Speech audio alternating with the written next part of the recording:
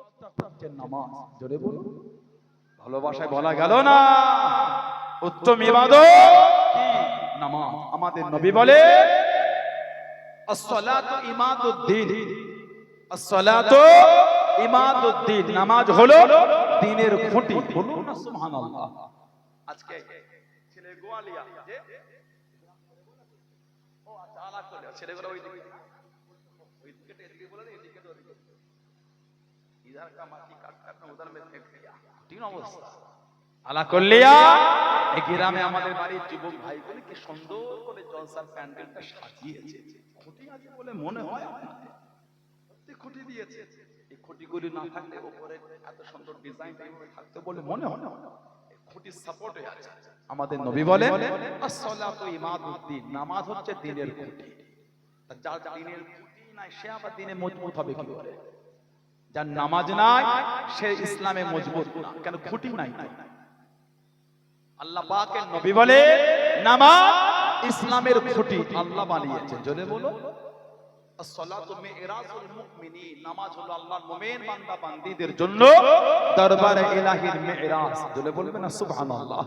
নামাজই আল্লাহ আমাদের প্রত্যেকের দ্বারা, আল্লাহ আমাদের মা বোনদের দ্বারা দয়াময় দয়া করে আল্লাহ পাঁচ ওয়াক্ত নামাজটা আমার আল্লাহ কায়েম করিয়ে নেন। বলেন আমিন। জোরে হলো না আল্লাহুম্মা। ভাইরা, ছেলেরা, যুবকেরা, মুরব্বীরা, মায়েরা, বোনেরা, মেয়েরা, মহিলারা ফিরে আসে, আল্লাহ দ্বীনে ফিরে আসে। যারা মেনেছেন, যারা মেনে চলেছেন, যারা মহাব্বত করেছেন, তাদের থেকে শিক্ষা না মানা কাকে বলে? মানার মতন মেনে আপনাদের পাশে শুয়ে আছে ভাঙড়ে কলেজের পাশে হযরতে সৈয়দ আসগর আলী হুজুর রাহমাতুল্লাহ জান্নাতে গোলাপ হয়ে ঘুমাচ্ছেন। জোরে বলো ওনাদের পর আল্লাহ এই জমিনকে হিদায়াত করার জন্য আল্লাহ ওনাদের পর এই জমিনে পাঠিয়েছে। ওনারা কাফেলা এসেছে 22 আউলিয়া, 22 আউলিয়া। ওনাদের একজন শুয়ে আছেন ঘটিয়ারি শরীফ আল মুবারক আলী শাহ গাজী রহমাতুল্লাহ। ওনাদের একজন শুয়ে বারাসাত কাজীপাড়া একদিন শাহ রহমাতুল্লাহ। ওনাদের একজন শুয়ে আছে বসিরহাট হযরতে শাহ আলী রহমাতুল্লাহ। ওনাদের একজন শুয়ে আছে দেগঙ্গা রায়কোলা হযরতে হাসান বাগদাদি রহমাতুল্লাহ। এই করে ওনারা আরো কিছু আশেপাশে বসিরহাটের থেকে কিছু বাদুরিয়ার ভেতরে একজন পদ্মার ধারে শুয়ে আছেন। বাদুরিয়া পদ্মার ধারে একজন সোহাই কুমারপুর সোহাই, ওখানে একজন শুয়ে আছে, ওনার নামে দাউদিয়া মাদ্রাসা আছে। 22 আউলিয়া আল্লাহ জমিনে পাঠালেন দ্বীনের খিদমতের জন্য। নিজেদের জীবনগুলিকে আল্লাহ দ্বীনের জন্য বিলীন করে দিয়েছে। জোরে বলো আল্লাহ পাক এই জমিনকে নূর দিবার জন্য পাঠালেন। আমার আপনার পীর জামানার 19 শতাব্দীর মুজাদ্দিদ যুগ সংস্কারক হযরতে আব্দুল্লাহিল মারুফ মুহাম্মদ আবু বকর সিদ্দিক আল কুরাইশি দাদা পীর কেবলা রাহমাতুল্লাহ। বললেন না সুবহানাল্লাহ। আল্লাহ পাক এই জমিনকে হিদায়াতের নূর দেবে বলে আল্লাহ ওনাকে পাঠালেন। এই জমিনকে আল্লাহ পাক পরিবর্তনের জন্য আল্লাহ পাঠালেন। দাদা হুজুরের আগমনের সময় যদি জীবনী কিতাব পড়ে দেখেছে, মানুষ এতটা ওয়াহিয়াতের মধ্যে ডুবে গেছে। মুসলমানদের বাড়িতে উঠোনে মুনশা গাছ রাখতো, তুলসী গাছ করে পুজো করে। ওটা আমার হিন্দু ভাইদের ব্যাপার, ওখানে আমার মাথা দিবার অধিকার নাই, ঠিক না? অন্যের বিষয়ে আমি মাথা দেবো কেন? অন্যের দেবদেবী আমার অধিকার নাই আমি কোনো বাজে কথা বলার, ঠিক না? কারণ আমার ইসলাম আমাকে নিষেধ করেছে অন্যের ধর্ম অন্যের দেবদেবীকে তুমি গালি দিও না। ভুলবশত সেও তোমার আল্লাহকে গালি দেবে না। না, আমি আমার ইসলামের বিধান বলে শেষ করতে পারি না, অন্যের নিয়ে আমি মাথা মারতে যাবো কেন? তবে ইদানিং ভারতবর্ষের কিছু কিছু জায়গায় মুসলমানদের উপর বড় জুলুম হচ্ছে। আবু জেহেল গর্ত করেছিল, কাকে ফেলবে বলে বলেন? কে পড়লো? দেখলেন না কি হলো কালি? কে পড়েছিল? আবু জেহেল। আমেরিকা গোটা পৃথিবীতে দাদাগিরি দিচ্ছে। সে আমেরিকা এখন পৃথিবীর কাছে হাত পেতেছে ভিখারির মতো। কেন? ক্যালিফোর্নিয়া লস অ্যাঞ্জেলস সিটি আমেরিকার একটা টপ র্যাঙ্কের জায়গা। লস অ্যাঞ্জেলস সিটি ক্যালিফোর্নিয়া আজ কদিন ধরে আগুন ধরেছে, ঝড় হচ্ছে আর পানি। আল্লাহ তিনটে গজব একসঙ্গে দিয়েছে। বলুন নাউযুবিল্লাহ। বলবেন হুজুর মজা নিচ্ছেন না? ইমানদার কোনদিন অন্যের কষ্টে মজা নেয় না। ইমানদার অন্যের দুঃখে মজা নেয় না, সেটা যেই হোক, মানুষ তো তারা, ঠিক না? তবে আমরা এটা বলতে পারি আল্লাহর কাছে ফিরে এসো, আল্লাহ করোনা ভাইরাসটা কি বলেন তো? কি ওটা? এটা গজব। ডাক্তার করোনার ওষুধ বার করতে পেরেছে? ভ্যাকসিন করোনার, কে বলে মিথ্যা কথা বলে? কোন এডুকেটেড ভাই যদি এখানে থাকে উনি আমাকে বলুন, ডক্টর, বড় বড় ডক্টরদের কাছে জিজ্ঞাসা করুন ভ্যাকসিনটা করোনার ওষুধ নয়, মিথ্যা কথা। ট্রায়াল করেছে, ট্রাই করেছে। তবে এখন মেডিকেল ডিপার্টমেন্ট থেকে রিপোর্ট বার হচ্ছে যারা করোনার ভ্যাকসিন নিয়েছে তাদের অনেক ক্ষতি হয়েছে, হার্ট স্ট্রোক হচ্ছে, মানুষ কমজোর হয়ে গেছে। কমজোর করোনার পরে যুবক কোন কমজোর, মুরব্বি তো দূরের কথা, 2 কিলোমিটার হেঁটে গেলে মানে হাঁপিয়ে গেছে। সেই শরীরের একটা ক্ষমতা নাই। করোনা ভ্যাকসিন মানুষের ক্ষমতা নষ্ট করে দিয়েছে। ডক্টর বলছে, ডক্টর মানুষের শরীরের ব্লাডকে করোনা ভ্যাকসিন জমা দিয়ে দিয়েছে। আমি বলি আপনাকে বলেন মেডিকেল ডিপার্টমেন্টে রিপোর্ট করেছে, সরকারের অধিকার নয় বাই প্রেসার ক্রিয়েট করে আমাকে ভ্যাকসিন নেওয়া হবে, কিন্তু নিয়েছে। এটা উচিত নয়, অন্যায়। এটা আমার ইচ্ছা, আমি নেবো কি নেবো না, আমার ইচ্ছা, আমি ভ্যাকসিন নেবো কি নেবো না, ওটা আমার ইচ্ছা। আপনি আমার ইচ্ছা, আমার অধিকারের উপর আপনি হস্তক্ষেপ করতে পারেন, এটা আমার অধিকার। আপনি কি কিন্তু বাই প্রেসার ক্রিয়েট করেছে, বুস্টার দিল, ডাস্টার দিল, কোভ্যাক্সিন, কোভিডশিল্ড, বলে বুস্টারটা লে, বাইরে যা বাইরে বলেছে কিনে দিয়েছে, বুস্টার না ডাস্টার, বলে ওগুলো বেশি হচ্ছে। আল্লাহ আমাদের হেফাজত করে, বলুন আমিন। আল্লাহ কঠিন রোগ থেকে আল্লাহ আমাদের উদ্ধার করে, বলুন আমিন। করোনা একটা গজব, কেন জানেন? মানুষ অন্যায় বেশি ডুবে যাচ্ছে। আমরা আপনাদের ভাঙর টাউন কলকাতা আন্ডার হয়ে গেল নাকি? সিগন্যাল সিগন্যাল কটা কালার? একটা গ্রিন, ইয়েলো আর রেড। গ্রিন মানে কি? চলে যাও। 3 বার ইয়েলোটা কেমন করলো, তার মানে অবস্থা চাষ নেই, ওই সাদা চাষ করে আছে, তুই গেলেই করবে তোকে। কথা বলে না, ঠিক না ভুল বলছি? ইয়েলো মানে সতর্ক, অ্যালার্ট করতে, রেড মানে যাওয়া যাওয়া।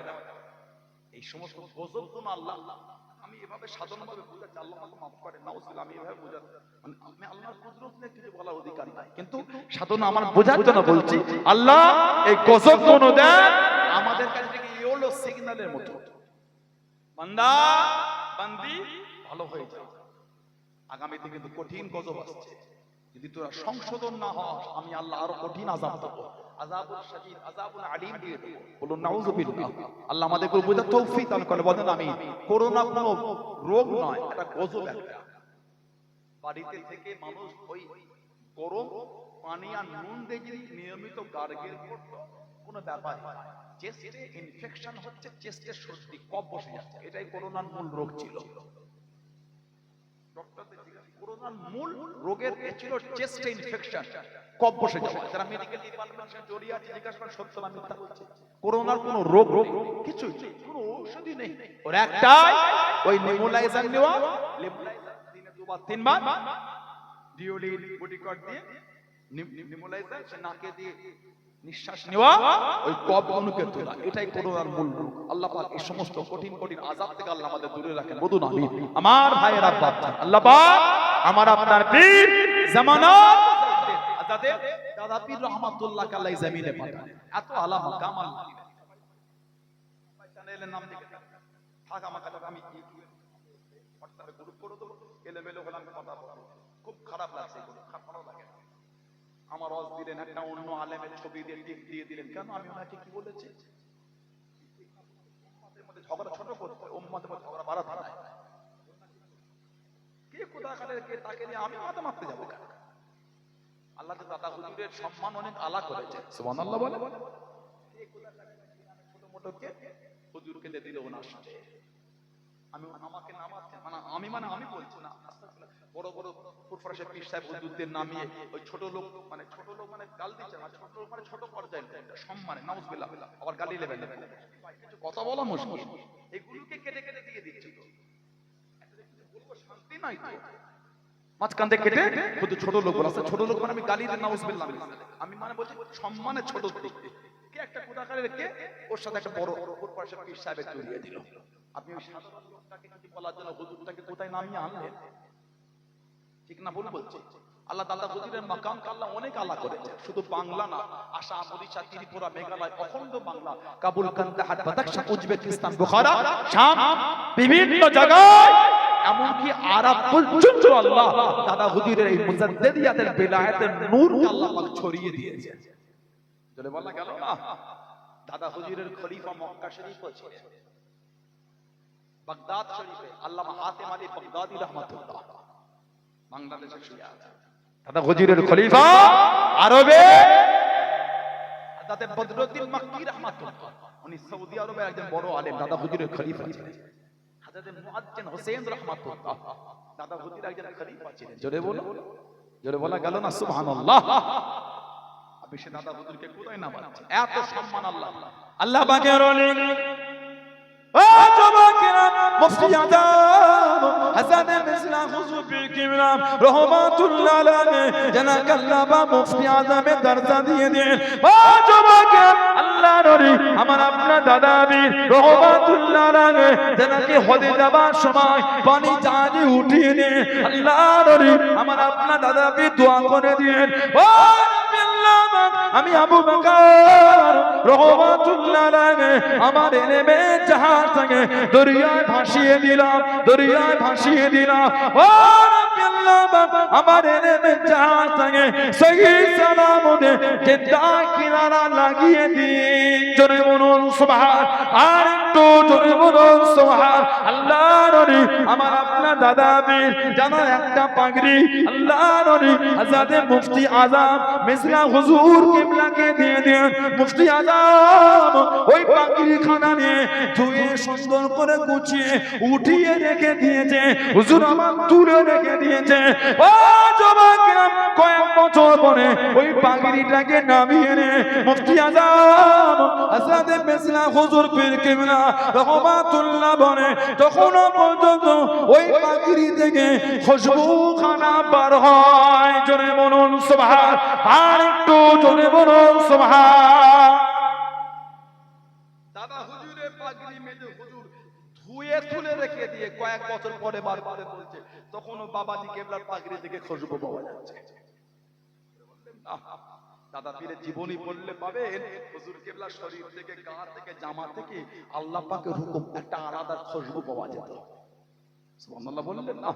ইনি আমাদের দাদা পীর সাহেব, ইনি আমাদের দাদা পীর সাহেব, মানে নীতি ঠিক করে। এই হুজুরটা যদি খারাপ হয়, এই হুজুরের ভাষা ব্যবহার যদি নোংরা লাগে, আপনি আমার থেকে দূরে চলে যান, আমার কোনো দুঃখ নাই। দাদা হুজুর মানেন আপনারা? একটু হ্যাঁ গো দেন। দাদা হুজুর ভালোবাসেন, নীতি ঠিক করে। পাঁচ হুজুর কেবলাকে মানেন আপনারা? আমার আব্বা জান, আমার চাচা মুরব্বি হুজুরগুলিকে ভালোবাসেন, মানে আমি খারাপটা করি, আমার আরো 15টা 20টা ভাই ভালোবাসেন, নীতিতে মজবুত। এই হুজুরটা যদি খারাপ হয়, আমার কাছে নাই গেলে বলে গালি দেবেন আপনি আমাকে, কোনো ঠিক না। কোন পীরজাদাকে যদি ভালো না লাগে, নাই গেলাম কেন, ফেসবুকে ইউটিউবে কেন গালি দেন? কি জন্য দিন না? ওই হুজুরটা এই ভাষা বলেছে, ওই ভাষার জন্য ওই হুজুরটা আল্লাহর আদালতে জবাব দেবে। অত সহজ নয় না। পীরের বাচ্চা ভুল করলে ছাড় পেয়ে যাবে, মিথ্যা কথা বলো। পীরের ছেলে অন্যায় ছাড় পাবে, মিথ্যা কথা বলো। কোন ছাড়াছাড়ির গল্প নয়। অন্যায় আমার দ্বারা হলো আল্লাহর আদালতে আমাকে দাঁড়িয়ে জবাব দিতে হবে, আল্লাহ যদি মাফ না করেন। ঠিক না বলে বলছি? আলেমের ছেলে, হাফেজের ছেলে, হাজীর ছেলে, মুফতির ছেলে, মুলি সাহেবের ছেলে ভুল আল্লাহর আদালতে দাঁড়িয়ে জবাব দিতে হবে, অত সহজ হয়। পীরের আওলাদ যদি ভুল করে, তানাকে জবাব দেবে। আপনি গালি দিচ্ছেন কেন? এগুলো ঠিক না। দাদা হুজুরকে আপনি ভালোবাসেন, সে দাদা হুজুরের মহব্বতের দিকে লক্ষ্য করে যদি কোনো পীরজাদা এলোমেলো করে পড়ে, তাকে গালি নাই দিবেন। হুজুর তো আপনার ভালোবাসেন, থাক থাক নাই, বিচার আল্লাহ করবে। বিচার আল্লাহ। আমি গালি নাই দিলাম, দাদা হুজুরকে ভালোবাসি, সেই পীরের রক্তটা গায়ে নিয়ে ঘুরছে, তাকে আমি কিছু বলবো না। এটা তো পারি, এটা তো আমরা পারি। কোন আলেম ওলামাকে গালি দেবে না, এগুলো আমাদের ঠিক। কোন মানুষকে গালি দেবে না। বুখারী শরীফ আর মুসলিম শরীফে হাদিস শরীফে এসেছে, মুত্তাফাকুন আলাইহি, আমাদের নবী বলেন সিবাবুল মুসলিমি ফুসুকুন, সিবাবুল মুসলিমি ফুসুকুন, মুসলমানকে গালি দেওয়াটা হচ্ছে ফাসিক। মুসলমানকে গালি দেওয়া এটা হলো ফাসিক। আল্লাহ আমাদের জঘন্য কর্ম থেকে আল্লাহ দূরে রাখেন, বলেন আমিন, বলেন আল্লাহুম্মা আমিন। কি মাকাম আল্লাহ দাদা পীর সাহেব কেবলা দিলেন, কি ইজ্জত আল্লাহ দাদা দিলেন, সেই দাদা হুজুরের ভালোবাসার লাগবে আল্লাহ আমাদের কবুল করে, আল্লাহ আমাদের শুনে বলে বেশি বেশি আল্লাহ আমাদের তৌফিক দান করে, বলুন আমিন, বলেন আল্লাহুম্মা আমিন। আমার ভাইরা বাচ্চারা ছেলেরা যুবকেরা মুরব্বিরা মুক্তাসার করলাম, আল্লাহ পাক যদি আবার কোনোদিন তৌফিক দিয়ে দেন তো দেখা হবে ইনশাআল্লাহ। আমার কথায় আমার আলোচনায় কষ্ট নিলেন আপনারা, রাগ হলো? আমার টাইমের 7টা থেকে দেওয়া আছে, ঈশান নামাজটা হলো, নামাজটা আগে আমাদের জায়গায় কোনো গুঞ্জাইশ নাই, নামাজ পড়তেই হবে। দাঁড়িয়ে পারেন না বসে পড়েন, বসে পড়েন না শুয়ে পড়েন, শুয়ে পড়েন, ইশারায় পড়েন, নামাজ মাপ নাই। নামাজ কি বলে মাপ নাই। বিমারি ছাড়া সামান্য অসুবিধার জন্য চেয়ারে নামাজ হবে না, আমারও তো ফতোয়াই দেন চেয়ারে নামাজ চলবে না। একটুখানি কিছু হল পাটা ব্যথা, চেয়ার আছে কেন ওই পায়লা কি হচ্ছে নিচে বসে বলেন না চেয়ারে চলবে, যিনি নিচে বসতে পারেন। অনেক লোক আছে বাবা আছে না, এমনও কিতাব এসেছে যিনি বসতে পারেন না উনি দাঁড়িয়ে দাঁড়িয়ে নামাজ পড়বেন, দাঁড়িয়ে পড়বেন, দাঁড়িয়ে ইশারায় চেষ্টা করবেন, এমনও কিতাবে লেখা আছে। আমাদের মসজিদগুলো ফ্যাশন হলো সামনে দাদা চেয়ার কেন ভরে গেল, সামান্য সামান্য অসুবিধার জন্য চেয়ার, নামাজ হবে না আপনার।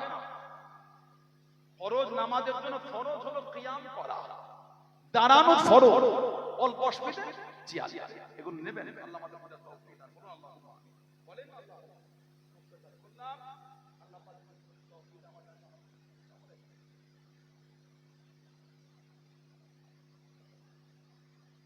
আবার কবুল করলে দেখা হবে।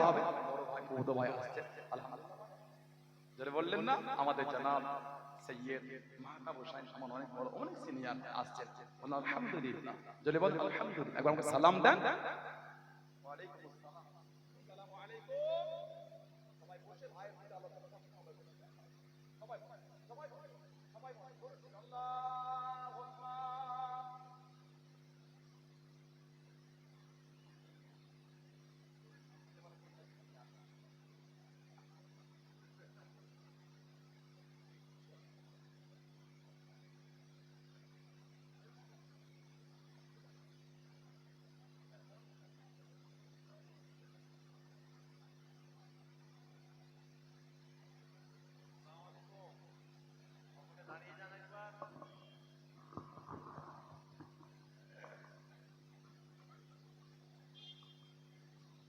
সকলে দাঁড়ান, মাশাআল্লাহ। দেখুন আপনাদের খেদমতে আমারই মামাতো ভাই জানাব পীরজাদা